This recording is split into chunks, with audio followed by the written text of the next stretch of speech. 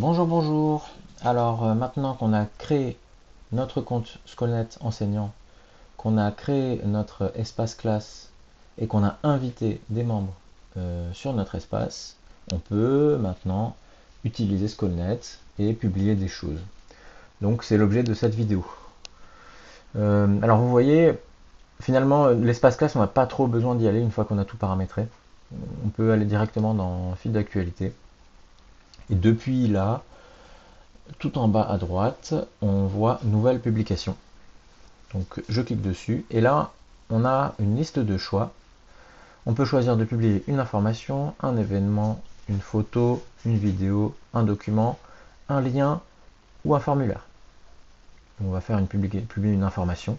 Voilà. C'est le plus classique. Titre de l'information, je vais mettre bienvenue. Le contenu, bonjour et bienvenue sur l'espace numérique de notre classe. Ici, vous trouverez toutes les infos importantes concernant la scolarité de votre enfant. Ok. Donc, il y a un titre, il y a un corps de message. Ici, on voit tous les membres. Alors là, c'est parce que on peut publier des choses pour tout le monde, mais on peut aussi publier des choses pour un groupe de personnes uniquement. Donc par exemple, je fais du décloisonnement en lecture et je veux publier une information qui ne concerne uniquement les élèves de mon groupe, parce que certains élèves sont dans le groupe d'une autre maîtresse. Et ben, je vais dans tous les membres, je vais créer un groupe et là j'ajoute les membres du groupe que je souhaite créer. Voilà. Et après, au lieu de choisir tous les membres, ben, je choisis le groupe pour qui je veux publier. Par exemple, le groupe de lecture numéro 1. Voilà.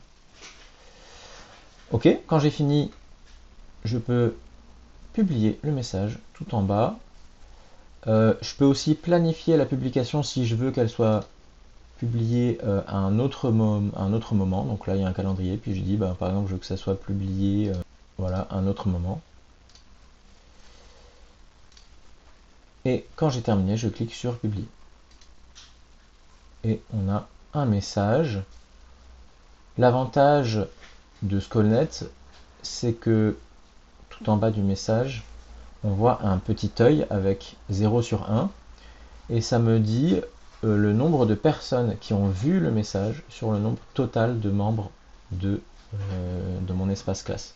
Alors pour l'instant je suis tout seul dans l'espace classe donc forcément il y a juste un, mais en fait ça permet de savoir qui a vu le message et qui ne l'a pas vu.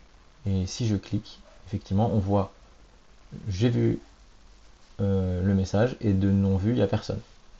Donc ça permet de relancer les personnes qui n'ont pas vu par message privé par exemple. Voilà.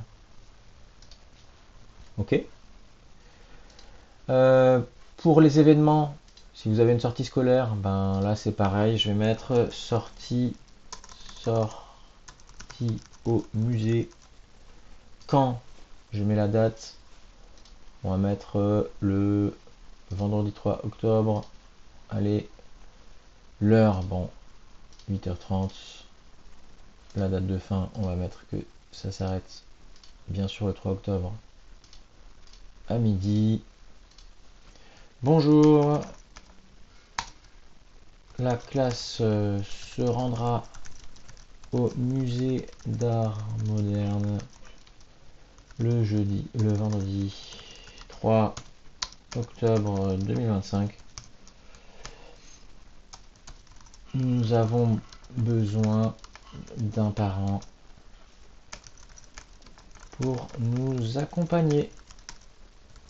Merci de vous signaler en commentaire si vous êtes disponible. Voilà, publié.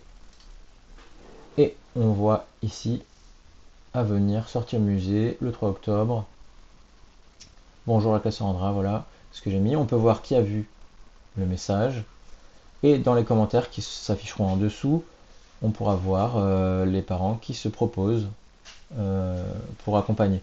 Si vous avez désactivé les commentaires pour les parents, vous pouvez juste de leur demander de vous écrire un message privé.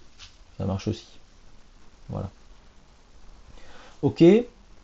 Partager un aval photo, diffuser une bande vidéo. Bon, ça, je pense que vous allez trouver par vous-même. Pareil pour un document. Le formulaire ou le sondage. Donc là, par exemple, on pourra mettre kermesse. Inscription pour tenir un stand à la kermesse. Voilà.